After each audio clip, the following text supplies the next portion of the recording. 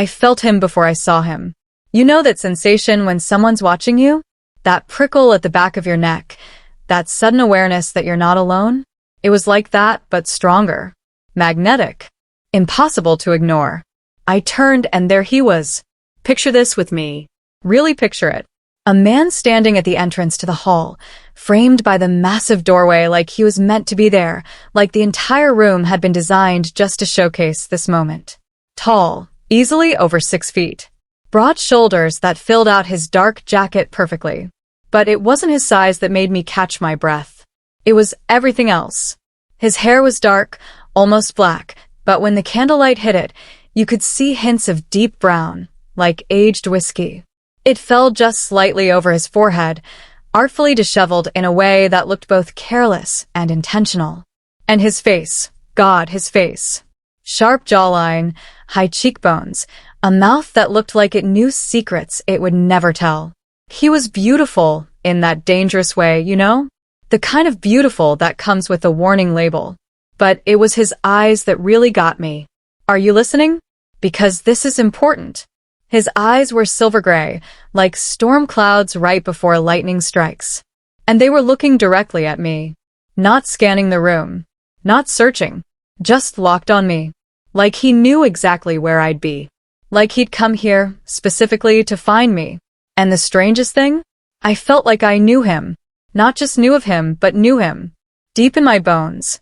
In that place where memories live that you can't quite reach, I felt recognition. Have you ever experienced that? That uncanny sense of familiarity with a complete stranger?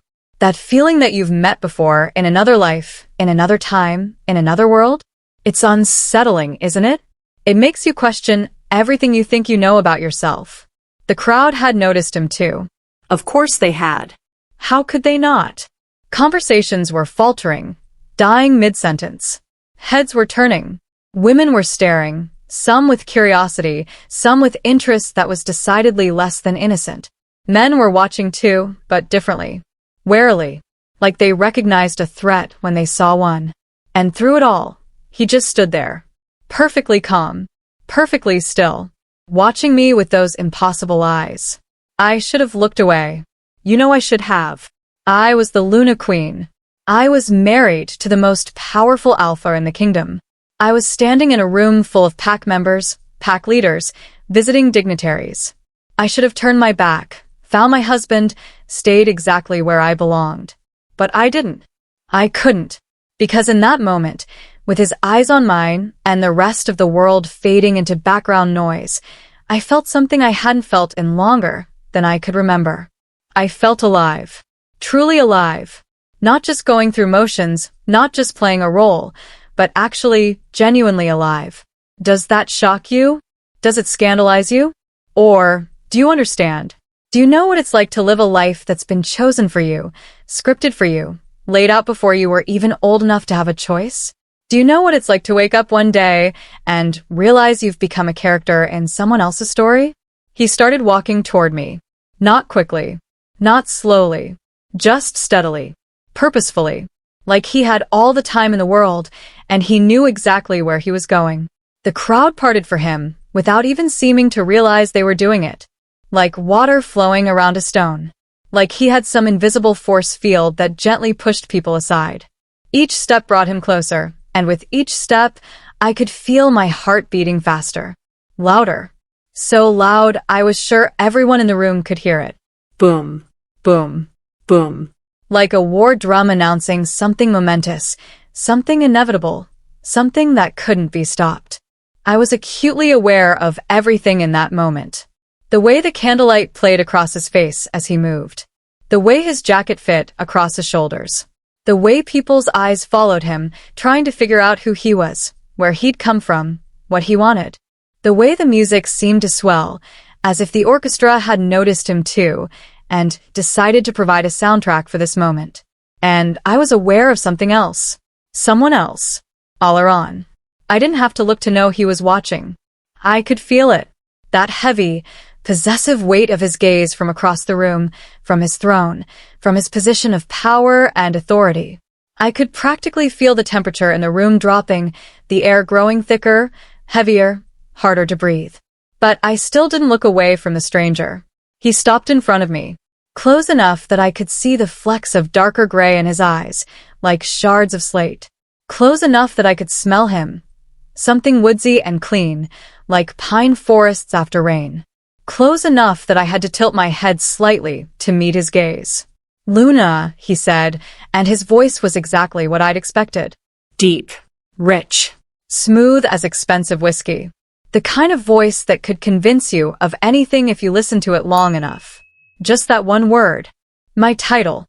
But the way he said it, God, the way he said it, like it was a question and an answer and a secret all at once. Like he was testing how it felt on his tongue and finding it both familiar and strange.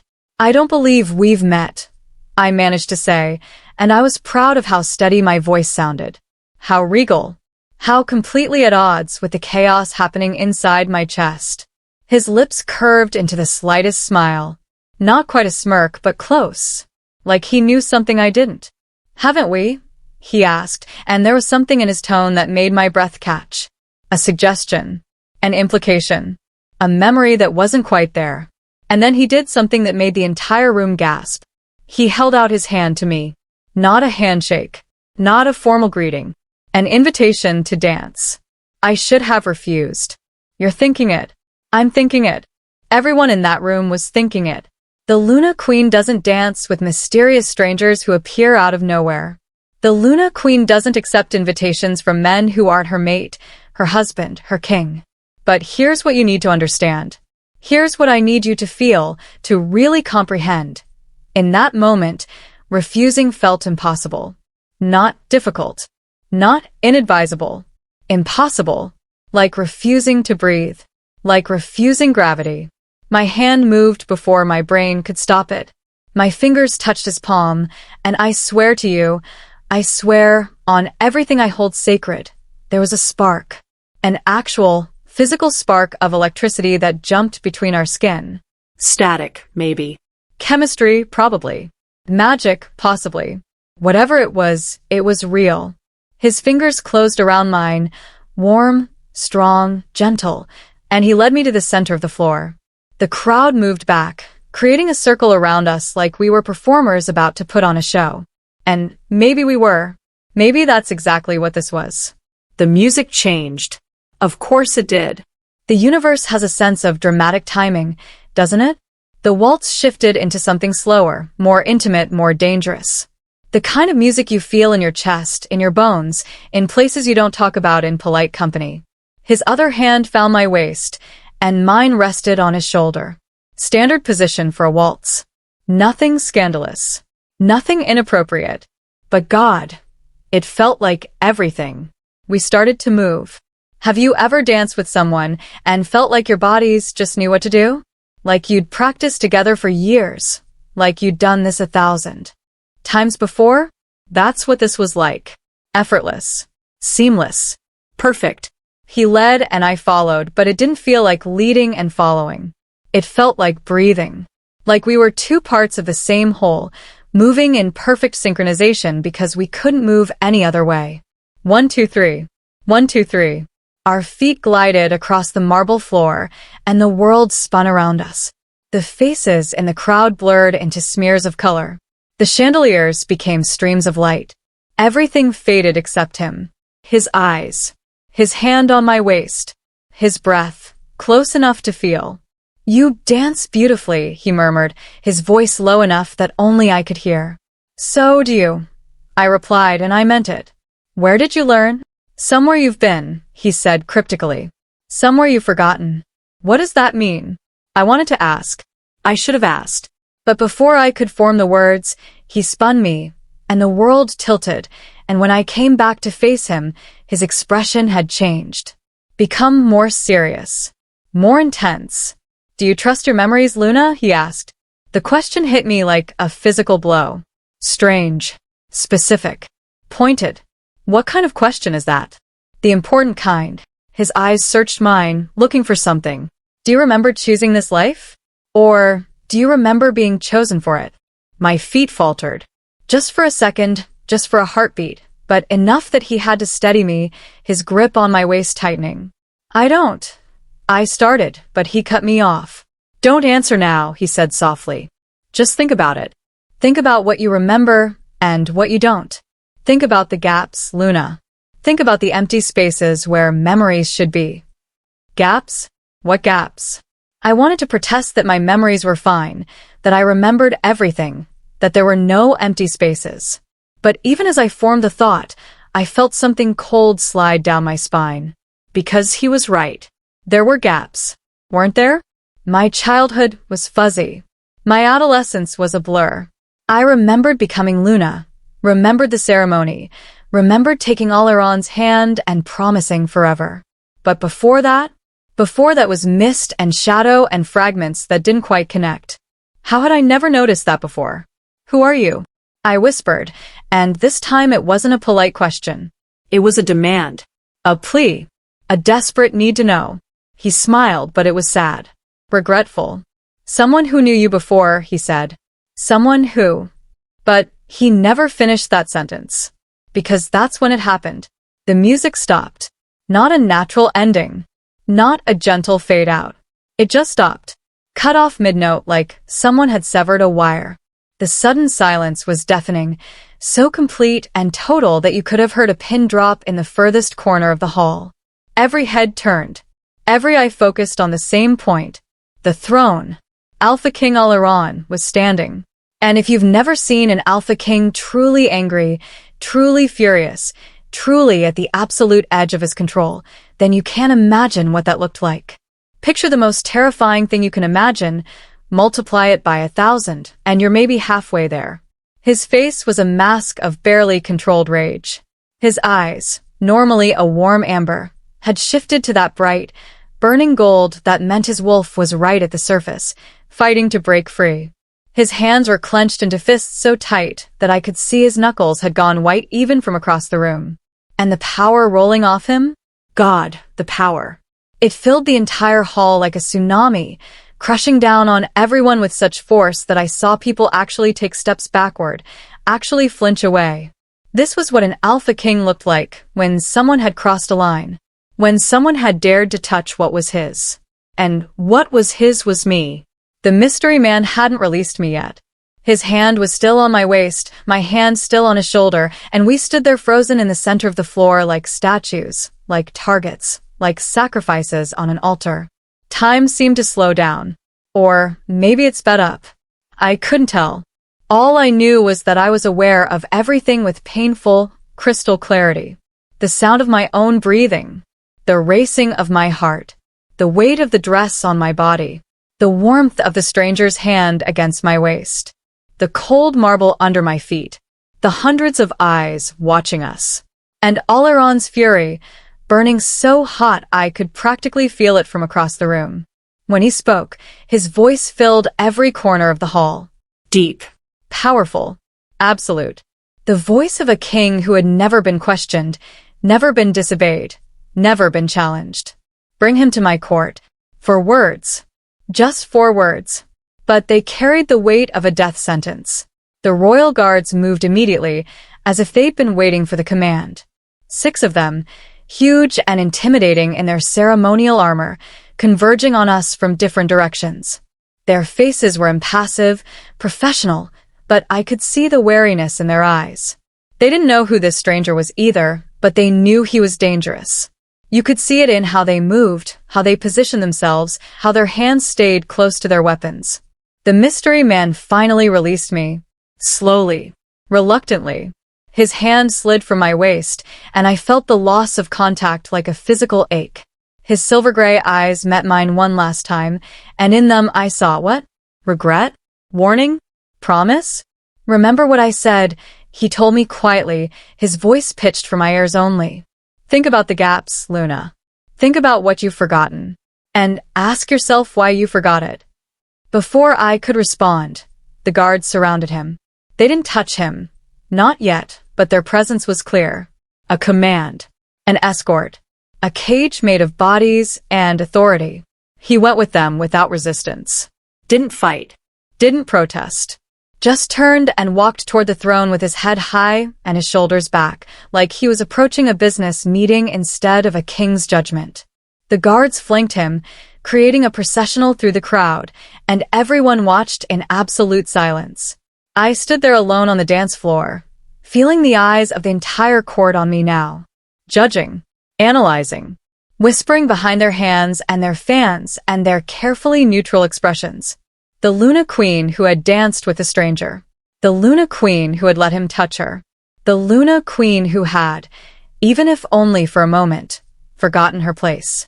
I wanted to run. God, I wanted to run. To flee from this hall, from these eyes, from this situation that was spiraling out of my control. But I couldn't, because I was the Luna Queen, because I had a role to play, because running would only make everything worse. So instead, I lifted my chin, straightened my spine, and walked toward my husband with as much dignity as I could muster. The throne room was cleared except for the essential players. Alaron had dismissed the crowd with a single gesture, and they'd scattered like leaves in a storm, desperate to escape his fury even though it wasn't directed at them. Now it was just us.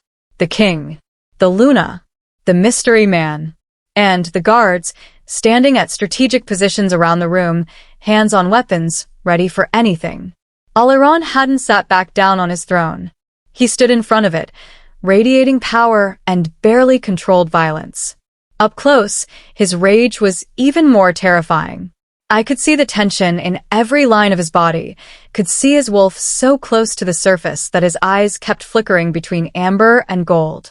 And yet, when he looked at me, when his eyes found mine, I saw something else beneath the anger. Something that looked almost like fear? No, that couldn't be right. Alpha King Alaron feared nothing. He was power incarnate. He was the strongest wolf in the kingdom, the most feared, the most respected. What could he possibly have to fear? But I saw it anyway. There in his eyes, underneath all that rage and possessiveness and authority. Fear. Leave us, he commanded the guards, his voice rough, strained. They hesitated. I saw it in the way they shifted their weight, in the quick glances they exchanged. Leaving their king alone with a potential threat went against every instinct, every training protocol. I said leave, Alaron repeated, and this time his voice carried the full weight of his alpha command. Irresistible. Absolute. They left, but slowly, reluctantly, keeping their eyes on the mystery man until the doors closed behind them. Now it was just the three of us. The silence stretched, taut as a wire about to snap. Alaron stared at the stranger with an intensity that should have made him burst into flames. The stranger stared back, calm and unafraid, with that same slight smile playing at the corners of his mouth. And I stood between them, feeling like I was standing on a fault line right before an earthquake. Who are you? Alaron finally demanded, his voice dropping to something low and dangerous. What pack do you belong to? What business do you have in my court? The stranger tilted his head slightly, considering. Those are the questions you want answered? He asked. Not why your Luna danced with me. Not what we talked about. Not why she looked at me like she recognized something she'd lost. I flinched. Because he was right. I had looked at him that way. And Alaron had seen it. God, of course he'd seen it. Answer. The question. Each word was bitten off, sharp as broken glass. My name, the stranger said, is Ronan. Though you knew that already, didn't you, Alaron? You recognized me the moment I walked into your hall. You've been waiting for this. Dreading it. Knowing it would come eventually. Wait. What? I looked between them, seeing the truth in Alaron's face. He didn't know him. He'd known exactly who this man was from the beginning. And that fear I'd seen earlier? It made sense now. Terrible, perfect sense. You have no right, Alaron hissed. We had an agreement. You swore. I swore nothing, Ronan interrupted. You took something that wasn't yours to take. You made choices that weren't yours to make. And you thought there would be no consequences? What are you talking about? I demanded, my voice cutting through their confrontation. Someone explain to me what's happening right now. Who is he, Alaron? What agreement? What did you take? Both of them looked at me. Alaron with anguish and guilt written across his face. Ronan with something that looked like pity. You really don't remember, do you? Ronan said softly. They did their work well. Remember what? I was almost shouting now, frustration and confusion and fear all boiling over at once. What are you talking about? What don't I remember? Me, Ronan said simply. You don't remember me. You don't remember us. You don't remember choosing a different path, a different life, a different future. They took those memories from you, Luna. They took me from you. The room spun. Or maybe I did. I couldn't tell anymore. Nothing made sense. None of this made sense. That's a lie, Alaran said, but his voice lacked conviction. Don't listen to him. He's trying to manipulate you, to confuse you, to what? Ronan challenged. To remind her of the truth? To show her what she lost? To give her back what you stole? I saved her. Alaran roared, and the words echoed off the marble walls like thunder. His chest was heaving, his eyes wild, his control finally breaking. I saved her from a life of what? I whispered. What were you saving me from? He looked at me, and in that moment, I saw my husband, my mate, my king, as I'd never seen him before. Vulnerable, desperate, terrified of losing something he'd fought so hard to keep. From him, Alaran said finally, gesturing toward Ronan. From a future that would have destroyed you. From a bond that was never meant to be. Ronan laughed, but there was no humor in it. Never meant to be? Is that what you tell yourself? Is that how you justify it? Justify what? I demanded again, my voice rising. Someone tell me what the hell is going on. Ronan turned to me fully, and his silver-gray eyes were infinitely sad. You were mine first, he said quietly. Before you were his. Before you were Luna. Before any of this. You were mine and I was yours, and we had plans. We had a future. We had. Lies. Alaran cut in. All lies. She chose me. She bonded with me. She became my Luna of her own free will. Did she? Ronan asked. Or did you use the pack's magic to make sure she had no other choice? Did you let the elders weave their spells and blur her memories and remove every trace of me from her mind? Did you stand there and watch as they unmade her, remade her, turned her into the perfect Luna queen with no inconvenient memories of a life she might have preferred? I couldn't breathe. The walls were closing in. My chest felt tight, too tight, like someone was squeezing all the air from my lungs. That can't be. I turned to Alaran, desperate for him to deny it, to tell me it was all lies, all manipulation, all a stranger's cruel game. Tell me he's lying. Tell me you didn't. But Alaran couldn't meet my eyes. And that was answer enough. Oh my God, I breathed. Oh my God, you did. You actually did. I had to, Alaran said, and now his voice was pleading. You don't understand. You were meant to be Luna. The prophecies said so. The elders confirmed it. You were born for this role, this position, this pack. But you were going to throw it all away for him. For a rogue wolf with no pack, no position, no future. I couldn't let you do that. I couldn't let you waste your destiny on love. Ronan finished. On choice. On the right to determine her own future. On a fantasy, Alaran countered. On childish dreams that would have faded in a year, leaving her with nothing. I gave her everything. Power. Position. Purpose. I gave her a life that matters, a role that has meaning. What could you have given her? What did you have to offer except uncertainty and struggle? I could have given her the truth, Ronan said softly. I could have given her the choice. I could have let her decide for herself what she wanted, who she wanted to be. You didn't give her anything, Alaran. You took her memories, her agency, her right to choose her own path. You took me from her and convinced her it never happened. I backed away from both of them, my mind reeling. Fragments of memories were stirring, rising to the surface like bubbles in dark water. A laugh I recognized. A voice calling my name. Hands that felt familiar holding mine. A forest. Running through moonlight. Freedom. Joy. Love. Ronan. I remembered Ronan. The memories were fragmentary, incomplete, like pieces of a shattered mirror. But they were there. They had always been there, buried beneath layers of magic and manipulation and lies. I loved you, I whispered, the words surprising me even as I said them. Didn't I? I loved you. Ronan's expression cracked, just for a moment, showing the pain beneath. Yes, he said simply. And I loved you. Still do. Always will. No. Alairon moved toward me, reaching out, but I flinched away. No, don't do this. Don't let him twist your mind. Don't let him make you doubt everything we've built together. What we have is real. Our bond is real. Our bond was manufactured, I said, and my voice sounded strange to my own ears. Distant. Hollow. You said it yourself. The elders used magic. They removed my memories. They made sure I had no choice but you. How is that real, Alairon? How is any of this real? Because you're happy, he insisted. You're the Luna Queen. You have power, respect, a position that I never asked for. The words burst out of me with such force that both men took a step back. That I never chose. You keep talking about what you gave me, what you offered me, what you saved me from. But you never, not once, you never asked me what I wanted. You never gave me a choice. You just decided for me. You and the elders and whoever else was in on this conspiracy.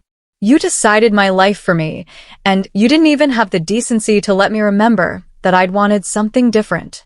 Tears were streaming down my face now, hot and angry and devastating. Everything I'd thought I knew about my life, my marriage, my identity, it was all built on lies. All of it. I did what I had to do, Alairon said, but he sounded less certain now. For the pack. For the kingdom. For yourself. I finished. You did it for yourself. Because you wanted me. Because the prophecy said I should be yours. Because you couldn't accept that I might choose differently. So you took away my ability to choose at all. The silence that followed was suffocating. Alairon stood there, looking like I'd physically struck him. Ronan watched me with those silver-gray eyes, waiting, hoping, not pushing. And I stood between them, caught between a past I'd been made to forget and a present built on lies. What do you want from me? I finally asked Ronan. Why come here now? Why reveal this now? What do you expect me to do with this information? I don't expect anything, he said quietly. I came because you deserve to know the truth. You deserve to have your memories back. What you do with that knowledge is up to you. I'm not here to steal you away or demand that you run off with me or any of that dramatic nonsense. I'm here to give you what Alairon took away. Choice. The ability to decide for yourself what you want your life to be. I laughed, but it came out broken.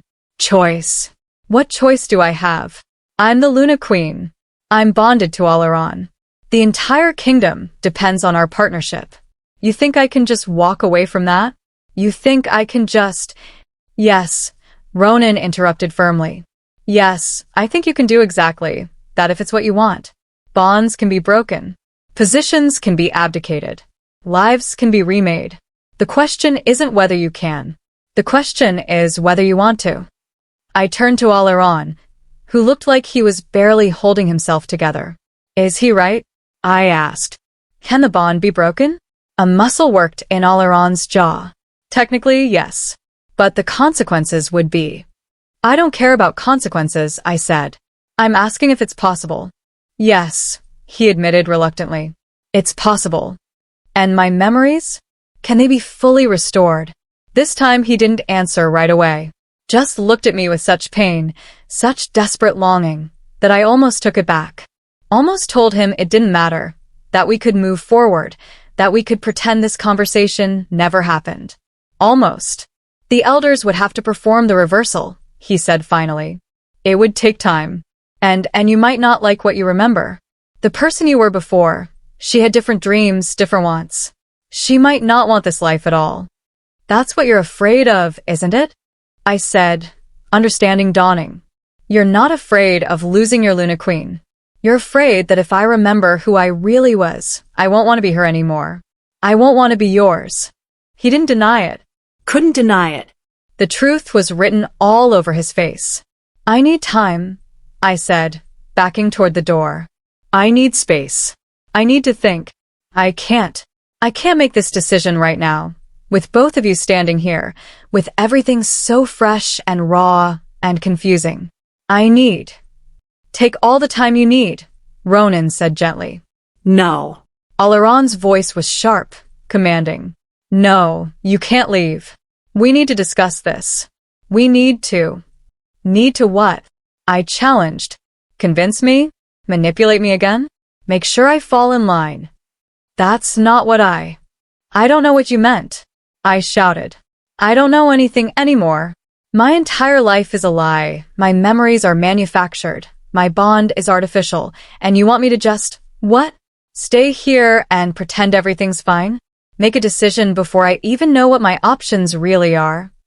Your option is me, Alaron said desperately, moving toward me again. Your option is us. What we've built. What we have. What we could still be. Yes, it started badly. I admit that. I should have given you a choice. I should have let you remember. But what we have now, that's real. The life we've lived together, the bond we've strengthened, the love we've. Do we have love? I asked quietly. Or do I just think I love you because I don't remember loving anyone else? The question hung in the air between us like a knife. Alaron had no answer. I turned to leave, my hand reaching for the door, desperate for escape, for air, for anything that wasn't this room and these two men and this impossible situation. But Alaron's voice stopped me. If you leave, he said, and his tone had changed. Hardened. If you walk out that door right now, if you go with him, if you choose to pursue this fantasy of a past that doesn't exist anymore, I will not stand aside. I will not simply let you go. I froze. What are you saying? I'm saying that I fought for you once, and I'll fight for you again. I'm saying that you are my mate, my Luna, my queen, and I will not lose you to a ghost of who you used to be. I'm saying that if you pursue this path, if you try to break our bond, if you try to reclaim a life that was never meant to be, there will be consequences. The threat was clear, barely veiled, terrifying. Are you threatening me? I asked, turning slowly to face him. I'm telling you the truth, he said. Something I should have done from the beginning. I love you. I have loved you since the moment I first saw you. And yes, I took away your choice. Yes, I manipulated your memories. Yes, I did terrible things to make sure you would be mine. I own that. I accept that. But I did it all because I couldn't bear the thought of a world where you weren't by my side. And I still can't. So what? I demanded. If I don't choose you, you'll force me to stay? Lock me up? Keep me prisoner? I'll do whatever I have to do to keep you safe, he said. To keep us safe. To preserve what we've built. The kingdom needs you. The pack needs you. I need you. This isn't love, I said, my voice breaking. This is obsession. This is possession. This is desperation. Alaron interrupted. This is a man who has finally found his mate, his perfect partner, his other half, and who will burn the world down before he lets her slip away. You want me to be noble about this? To let you go with my blessing? I can't. I won't. You're mine and I'm yours, and that's how it has to be. Ronan stepped forward. She's not property, Alaron. She's a person. She has the right to. You have no rights here, Alaron snarled, his wolf flashing in his eyes. You're on my territory in my court, threatening my bond. I could have you executed for less. Then do it, Ronan challenged. Execute me. Kill me. Right here. But it won't change the truth. It won't make what you did right. And it won't make her love you, if she doesn't want to. Enough. My voice cracked through the room like a whip, silencing both of them. I was shaking. My entire body was trembling with rage and fear and confusion, and a grief so deep it felt like drowning. Both of you, stop.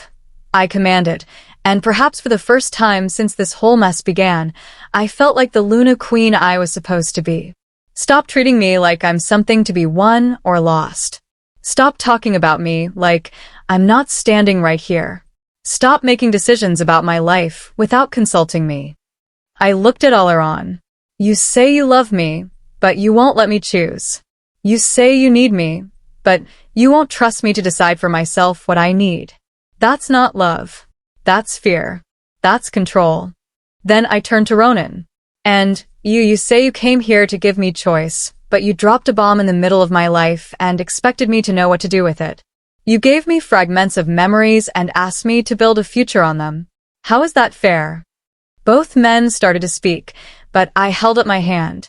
I'm not finished, I said. Here's what's going to happen. I'm going to leave this room. I'm going to go somewhere private, somewhere I can think. And I'm going to figure out what I want. Not what you want, Oleron. Not what you think I should want, Ronan. What I want. What I choose. What I decide for my own life. And if you choose wrong? Oleron asked quietly. I met his eyes. There is no wrong choice if it's mine to make. I left them there. Both of them. The king and the stranger. The husband who'd stolen my memories and the lover I'd forgotten. I walked out of that throne room with my head high and my heart breaking and absolutely no idea what I was going to do. The palace was quiet. The party had dispersed. The witnesses to my scandalous dance had scattered to their rooms to gossip and speculate and judge. I walked through empty corridors, past guards who tried not to stare, through halls that suddenly felt like a prison I'd never noticed before. I found myself in my private chambers, not the ones I shared with Oleron, but the rooms that were mine alone. The place where I was supposed to be able to escape, to think, to be myself. Except I didn't know who myself was anymore. I sank onto the edge of my bed, my elaborate dress pooling around me like spilled ink, and let myself feel everything I'd been holding back. The tears came in waves, violent and cleansing and terrifying. Who was I? The Luna Queen who'd ruled beside Oleron for years? Or the woman who'd loved Ronan before memory magic had torn them apart? Was I a carefully constructed persona, or was there someone real beneath all the layers of manipulation and magic? The memories Ronan had stirred were becoming clearer now, rising like ghosts from whatever mental grave they'd been buried in. I could see flashes of a different life, running through forests with a dark-haired man whose laugh made my heart sing, planning a future that had nothing to do with thrones or crowns or kingdoms, feeling free in a way I hadn't felt in, how long? Years? Had it been years since I'd felt truly free? But I also had memories of my life with Oleron. Real memories, not manufactured ones. Times when he'd held me through nightmares. Moments when he'd made me laugh. Days when ruling together had felt like we were building something important, something that mattered. Were those feelings less valid because they'd started with a lie? If I'd grown to love him genuinely over time, through shared experiences, did it matter that the foundation was rotten? I didn't know. God help me, I didn't know. A knock at my door interrupted my spiral. Soft. Hesitant. Luna? A familiar voice. Mara, my lady-in-waiting. One of the few people in this palace I actually trusted. May I come in? Yes, I called, wiping at my tears. She entered, took one look at my face, and immediately crossed to sit beside me on the bed. She didn't ask what was wrong. She'd been at the party. She knew. They're fighting, she said quietly. The king and the stranger. Not physically, but the whole palace can feel the tension. It's like a storm about to break. Let it break, I said bitterly. Let it all break. It's built on lies anyway. Mara was quiet for a moment. Then, do you want to know what I think? Will I like it? Probably not. I almost smiled. Tell me anyway. I think, she said carefully, that you're the only person who can decide what your truth is. The king took away your choice once. Don't let him do it again by making you feel like you have to stay. But also don't let the stranger's memories make you feel like you have to go. The past is the past. You can't get those years back. You can't undo what was done. All you can do is decide who you want to be moving forward. And if I don't know who that is, then you figure it out, she said simply, without pressure, without ultimatums, without two men breathing down your neck telling you what you should want. Oleron threatened me, I said quietly. Not directly, but he made it clear he won't just let me go. That there will be consequences if I try to break the bond. Mara's expression hardened. That's not love.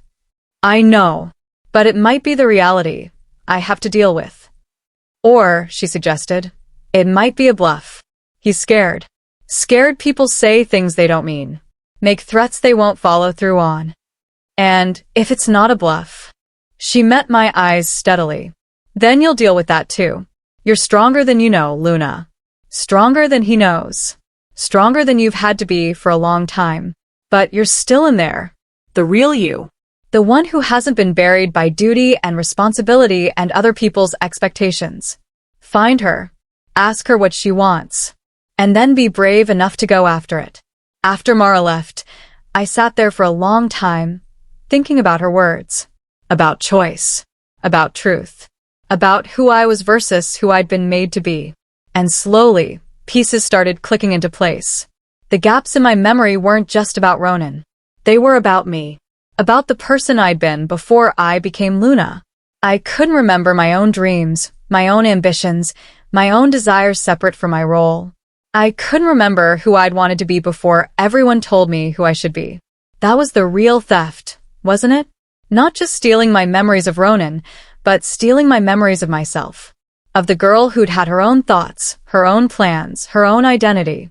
They'd erased her and replaced her with the Luna Queen. Perfect. Polished. Exactly what everyone needed her to be. But what if I didn't want to be what everyone needed? What if I wanted to be messy and uncertain and flawed and real? What if I wanted to be me? I stood up, my decision crystallizing. I didn't know yet what I was going to do about Alaron or Ronan or the bond or any of it. But I knew the first step. I needed my memories back. All of them. Not just the ones about Ronan, but all the pieces of myself that had been taken away. I needed to see the full picture before I could make any decisions about what came next. And if Alaron tried to stop me? If he really meant his threats? Well, then I'd find out exactly how strong I really was. I called for the elders. My authority as Luna Queen was enough to command their presence, even without Alaron's permission. They came, 5 ancient wolves who served as the pack's magical council, their faces carefully neutral. Luna Queen, their leader Elder Morgan, greeted me. How may we serve? You can restore my memories, I said directly. All of them. The ones you removed. The ones you altered. I want them back. They exchanged glances. Uncomfortable. Uncertain. That's a significant request, Elder Morgan said carefully. The king would need to approve.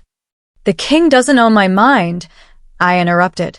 And he doesn't own my memories. You took them without my consent. I'm demanding them back. Now. Unless you'd like me to start asking questions about the legality of what you did? About whether mind manipulation against someone's will might be considered a crime? More glances. This time worried. The restoration process is complex, another elder said. And potentially painful. The memories were suppressed for a reason. Bringing them back all at once could be traumatic. I'll take that risk, I said firmly. I'd rather have painful truth than comfortable lies. Elder Morgan studied me for a long moment. Then slowly she nodded. Very well, Luna Queen. If you're certain this is what you want. I've never been more certain of anything. They prepared the ritual. Drew symbols on the floor in chalk and herbs. Lit candles that smelled of sage and something sharper, more medicinal. Had me sit in the center of the circle while they took positions around me. This will hurt, Elder Morgan warned one last time. The memories were locked away for years. Bringing them back will be like reliving everything at once. Are you prepared for that? Yes, I said, though my hands were shaking. Then close your eyes. And whatever you see, whatever you feel, don't fight it. Let the memories come. They began to chant. Low, rhythmic words in the old language. The air in the room grew thick, heavy, charged with magic. I could feel it pressing against my skin, seeping into my pores, crawling through my veins toward my mind. And then the memories hit. Oh God. Oh God, they were right. It hurt. It hurt like nothing I'd ever experienced. like having my skull cracked open and my brain set on fire, like living a lifetime in seconds, like drowning in moments I'd forgotten existed. I saw myself at 16. Wild. Free. Running through forests because I loved the feeling of wind in my hair and earth beneath my bare feet. No responsibilities. No expectations. Just the pure joy of being alive. I saw myself meeting Ronan, a rogue wolf who'd wandered onto pack territory, who should have been driven away, but instead made me laugh so hard I couldn't breathe, who looked at me like I was the most interesting person he'd ever met, not the most important or the most useful, just interesting. I saw us falling in love. Slowly. Sweetly. Like spring arriving after a long winter. Stolen moments in the forest. Whispered conversations in the dark. Plans for a future that had nothing to do with politics or power or pack dynamics. Just us. Just living. Just being happy. I saw the prophecy being discovered. The ancient text that declared I would be Luna Queen. The elders presenting it to my parents, to the current Alpha King. The way everyone's faces changed when they looked at me after that. Like I'd stopped being a person and started being a destiny. I saw myself refusing. Telling them I didn't want to be Luna Queen. That I had other plans. That I'd chosen a different path. I saw Oleron for the first time. Young. Powerful. Determined. Looking at me with something that was equal parts desire and ownership. Like I was a prize he'd already decided to claim. I saw the arguments with my parents. The pressure from the pack. The weight of expectation crushing down on me like a physical force. Everyone telling me what I owed them. What I owed the pack. What I owed the prophecy. I saw Ronan telling me we could run. That we didn't have to stay. That we could make our own life somewhere else, away from all of this. I saw myself agreeing. Saw us planning our escape. Saw the hope in his eyes and the matching hope in mine. And I saw the night they took it all away. The elders coming to my room. My parents standing behind them, faces set and determined. The magic circle. The chanting. Me fighting, screaming, begging them to stop. Ronan trying to break through, being held back by guards. His voice calling my name as everything started to fade. And then nothing. Blank space. And when the memories resumed, I was standing beside Oleron at our bonding ceremony, smiling like this was everything I'd ever wanted. The memories kept coming. Faster. Harder. Years of my life flashing past. Moments when I'd felt vaguely sad for no reason I could name. Times when I'd looked at Oleron and felt like something was missing even though I couldn't say what. Dreams of running through forests with someone whose face I couldn't quite see. The persistent, nagging feeling that I'd forgotten something important. I'd forgotten everything. I'd forgotten myself. When the ritual finally ended, I collapsed. The elders caught me before I hit the floor, lowering me gently onto cushions they'd prepared. I was crying. Not sad tears or angry tears, or any one specific emotion. Just tears. Because sometimes that's all you can do when your entire understanding of your life has just been shattered and rebuilt in the span of an hour. Luna Queen, Elder Morgan said softly. Are you all right? I laughed. It came out a little hysterical. No, I said. No, I'm very much not all right. But I'm whole. For the first time in years, I'm whole. They helped me to my feet, offered me water, which I drank gratefully, offered support, which I didn't accept. I needed to stand on my own, needed to prove to myself that I could. What will you do now? One of the younger elders asked. I don't know yet, I admitted. But it'll be my choice. Really, truly my choice. Not Destiny's. Not the prophecies. Not Oleron's or Ronan's or anyone else's. Mine. They left me then, closing the door softly behind them. And I stood there in the middle of that circle of herbs and chalk, feeling like I'd been reborn. Remade. Returned to myself. I knew who I was now. Both versions. The wild girl who'd loved a rogue wolf and dreamed of freedom. And the Luna Queen who'd ruled beside an Alpha King and found purpose in service. Both were real. Both were me. The question was which one I wanted to be moving forward. Or, if maybe, just maybe, I could be both. I found Oleron in his study. He looked terrible, like he hadn't slept, hadn't eaten, had just been sitting there torturing himself with worst-case scenarios. When he saw me, he stood so quickly his chair fell backward. You had the ritual done, he said. It wasn't a question. He could probably smell the magic on me, see it in my eyes. You remember. Everything, I confirmed. He flinched like I'd hit him. And now you hate me. Did I? I searched my feelings carefully. Anger, yes. Betrayal, absolutely. Hurt beyond measure. But hate? No, I said slowly. I don't hate you. I should. God knows I should. But I don't. Hope flickered across his face. Then there's still a chance. Let me finish, I interrupted. I don't hate you. But I also don't know if I can forgive you. What you did, Oleron, you didn't just take away my memories. You took away my agency, my right to choose my own path. You literally rewrote my brain to make me into what you wanted me to be. I know, he said quietly. Believe me, I know. I've lived with that guilt every day. Every time I looked at you and saw you smile at me, I wondered if it was real or if it was just the magic. Every time you said you loved me, I questioned whether you meant it or whether you were just saying what you've been programmed to say. Then why? I demanded. Why do it at all if you knew it would torture you like this? Because the alternative was worse, he said simply. The alternative was you leaving. You choosing him. You building a life somewhere far away where I'd never see you again. And I couldn't accept that. I couldn't imagine a world where you weren't mine. So I convinced myself that I was doing the right thing. That I was fulfilling the prophecy. That I was serving the greater good. That eventually you'd fall in love with me for real, and it wouldn't matter how we started. And did I? I asked. Fall in love with you for real? He looked at me with such vulnerability it hurt. I don't know. Did you? I thought about it. Really thought about it. The years we'd spent together. The moments of genuine connection. The times when ruling together had felt like partnership, when fighting together had felt like strength, when simply being together had felt like home. I think I did, I admitted. I think somewhere along the way, beneath the magic and the manipulation and the forced bond, I actually did fall in love with you. The real you. The man who stays up all night worrying about pack members he'll never meet. The man who pretends to be stone cold but cries at bonding ceremonies.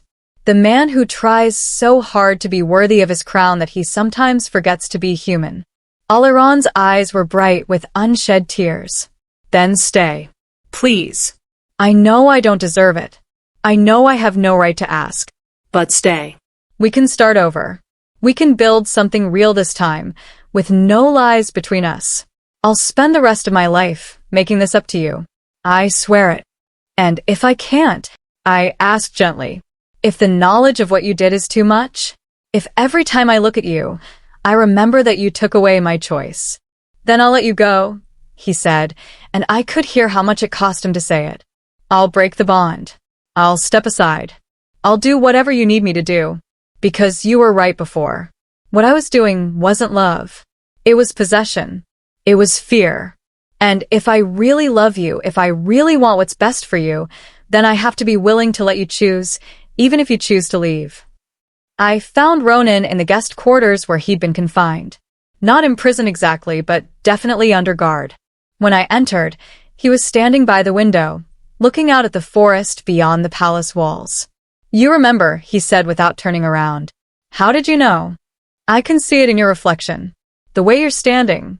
The way you're looking at me. You're not the Luna Queen trying to figure out who I am anymore. You're you. The real you. I moved to stand beside him, looking out at the same forest. We'd run through trees like those once. Young and free, and convinced we had all the time in the world. I'm sorry, I said. Now, he did turn to look at me. For what? For forgetting you. I know it wasn't my fault, but I'm sorry anyway. You deserved better than being erased. We deserved better than having our story stolen. We did, he agreed. But we also can't get those years back. They're gone. What we had, what we were, it's past now. Is it? I asked. You came here. You revealed everything. You risked Oleron's wrath. That doesn't sound like someone who's moved on. He smiled sadly. I came here to give you the truth. Not to claim you. Not to demand that you run away with me like we planned 10 years ago. I'm not the same person I was then either. I've built the life. Made peace with what happened. Mostly. But I needed you to know, he said. I needed you to have all the pieces. Even if you choose to stay with him, even if you decide that the life you've built here is worth keeping, you deserve to know what was taken from you. You deserve to make an informed choice. And if I did choose you? I asked softly. If I decided to leave all this behind and go with you, what then? He studied my face for a long moment. Then I'd spend every day trying to be worthy of that choice. I'd give you the freedom and partnership I promised you all those years ago. I'd never try to control you or manipulate you or make your decisions for you. I just love you for who you are, not for who I need you to be. That sounds nice, I admitted. But it's also a fantasy, I said gently. We're not who we were 10 years ago. You said it yourself. And the truth is, I don't know if what we had then would work now. We've both changed. Grown. Become different people. The girl you loved and the man I loved, they don't exist anymore. That doesn't mean we couldn't build something new, he suggested. No, I agreed. But it also doesn't mean we should. Sometimes the past is meant to stay in the past. Sometimes the best way to honor what we had is to let it go and move forward separately. He was quiet for a long time. Then, is that what you want? To let it go? I don't know what I want yet, I admitted. That's the problem. I have two different sets of memories now, two different versions of who I am, two different possible futures. And I need time to figure out which path is really mine. Take all the time you need, he said. I'll wait. That's not fair to you. Let me decide what's fair to me. I spent 3 days alone. Not in the palace where everyone watched and whispered and waited for my decision, but in a small cabin deep in the woods, the same cabin Ronan and I had dreamed of living in once upon a time. Mara brought me food and supplies. Otherwise, I was alone. I spent those days walking through the forest, thinking, feeling, trying to untangle the mess of emotions and memories and identities that had become my life. I thought about Oleron, about the years we'd spent together, about the genuine moments of connection we'd shared, regardless of how we'd started, about the good we'd done together as rulers, about the possibility of building something real if we could move past the lies. I thought about Ronan, about the love we'd shared, about the dreams we'd made, about what might have been if we'd been allowed to choose our own path, about whether we could reclaim any of that now, or if too much time had passed. But mostly, I thought about myself. Not Luna Queen, not the wild girl from 10 years ago. Just me, the person I was right now, in this moment, with all my experiences and memories and scars and strengths. What did I want? What did I need? What would make me whole? And slowly, carefully, painfully, the answer came to me. On the morning of the 4th day, I walked back to the palace. Back to the 2 men who were waiting for my decision. Back to the life I needed to either reclaim or abandon. I found them both in the throne room. Separately. Oleron on his throne, Ronan standing before it like a prisoner awaiting judgment. The entire court was assembled. Because of course they were. This was pack business now. Royal business. The kind of thing that required witnesses. The whispers died when I entered. Everyone turned to look at me, and I felt the weight of their expectations pressing down like a physical force. But I was done living for other people's expectations. I walked to the center of the room, looked at Oleron, looked at Ronan, looked at the assembled court, and I spoke. I've made my decision, I said, and my voice rang clear and strong through the hall. But before I tell you what it is, there are things that need to be said. Truths that need to be spoken. Because I'm done with secrets. I'm done with lies. I'm done with letting other people control my narrative. I turned to the court. 10 years ago, The elders used magic to suppress my memories and force me into a bond one hadn't chosen. They did it because of a prophecy, because they decided my destiny was more important than my agency. And I want everyone here to know that. To understand that the Luna Queen you've been following, the woman you've seen rule beside your king, was created through manipulation and magic. Gasps. Murmurs. Shock rippling through the crowd. I'm not telling you this to excuse what happens next. I continued. I'm telling you because you deserve to know. Because if we're going to move forward as a pack, as a kingdom, we need to do it based on truth, not comfortable lies. I turned to Oleron. You were right about one thing. I did fall in love with you. Somewhere beneath the magic and the forced bond and the manipulation, I found the real you, and I loved him. I still love him, but love isn't enough. Trust is essential. And I don't know if I can ever fully trust you again. His face crumpled, but he didn't argue. Finally, I turned to Ronan. And you gave me back myself. You gave me the truth and the freedom to choose. And I will always be grateful for that. Always. But gratitude isn't the same as love. Or maybe it is a kind of love, but not the kind that builds a life on. We had something beautiful once, but that was then. This is now. And the person I am now isn't the girl you fell in love with. Understanding dawned in his silver-gray eyes. And sadness. But also, I thought, relief. So here's what I choose, I said to everyone. I choose myself. Not the prophecy's version of me. Not the Luna Queen who was manufactured. Not the wild girl who wanted to run away. Just me, whoever that is. I choose to figure out who I am without the pressure of bonds or destinies or other people's expectations. I took a breath. This next part was the hardest, which means I'm stepping down as Luna Queen. I'm breaking the bond with Oleron. I'm leaving the palace and the pack and this life I've been living. Not to run away with Ronan. Not to hide or escape, but to find myself. To discover who I am when I'm not defined by my relationship to someone else. The silence that followed was absolute. Deafening. You could have heard a pin drop in that massive hall. Then Oleron spoke. You're sure this is what you want? Yes, I said firmly. And there's nothing I can do to change your mind? No. But there's something you can do to honor it. Let me go. Really let me go. No threats. No consequences. No trying to control me from a distance. Just let me go. He was quiet for a long moment. Then slowly he nodded. Okay. If that's what you need, if that's what will make you happy, then okay. Relief flooded through me. I'd half expected him to fight, to rage, to try to force me to stay. But maybe he really had meant what he said about loving me enough to let me choose. Thank you, I said softly. Then I turned to the elders. I'll need you to perform the bond-breaking ritual. Elder Morrigan stepped forward, her face grave. Are you certain, Luna Queen? Once broken, the bond cannot be remade. I'm certain. Then we'll prepare the ritual for tomorrow at dawn. I nodded, then looked out at the assembled court one last time. I know this isn't what anyone expected. I know it's going to cause problems, political complications, questions about the prophecy and succession and all of that. But I can't live my life based on what's convenient for everyone else anymore.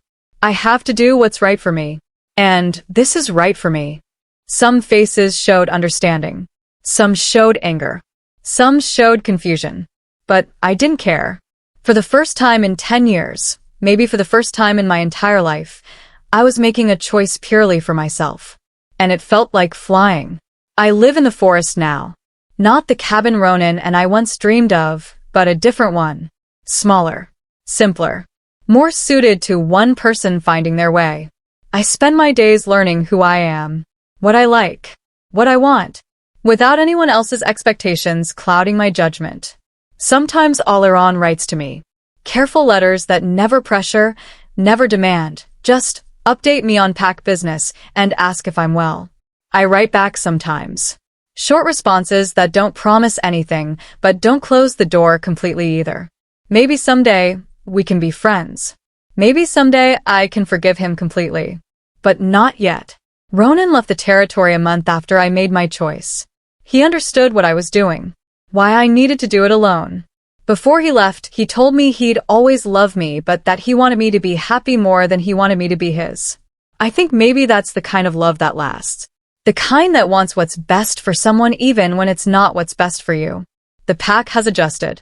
A new Luna was chosen, someone who actually wanted the position, who embraced it with enthusiasm instead of reluctance. The prophecy didn't fall apart like everyone feared. Turns out destinies are more flexible than we thought. And me?